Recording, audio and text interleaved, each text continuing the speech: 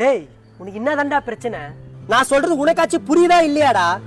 தயவு செஞ்சு நீங்க 2 பேரும் பேசாதீங்கடா. நீங்க 2 பேரும் பேசுறதுல ஏன் தலை உருளுதுடா. இந்தா நீ ஏன் உன் வாயால இனிமேல் நான் உன்கிட்ட பேச மாட்டேன்னு சொல்லு. புடி பேசு. உன் பேச்சுக்கா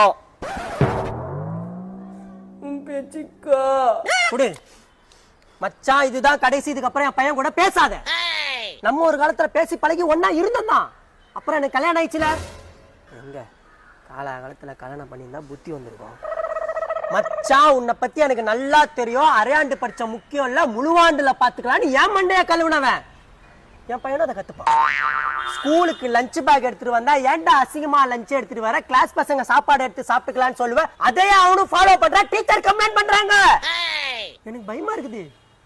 இப்படிதான் திங்கக்கிழமை ஒரு நாள் காலையில அவன் கையை தூக்கி பாக்குற, வெட்டி வச்ச வெங்காயத்தை அக்குள்ள வச்சுக்கின்னு திருன்னு முடிக்கிறான். அப்படியே நீ ஃபாலோ பண்ற அதே டெக்னிக். என்னடா பேச போயிட்டே இருக்க, கோச்சிக்கினியா? 4 மணி ஆயிடுச்சு. ஆந்து பையன் ஸ்கூல் விட்டுருவாங்க, விளையாட வரலாம், அவன் கோச்சுப்பான். நான் இன்னொரு நாள் உன்கிட்ட பேசுறேன்.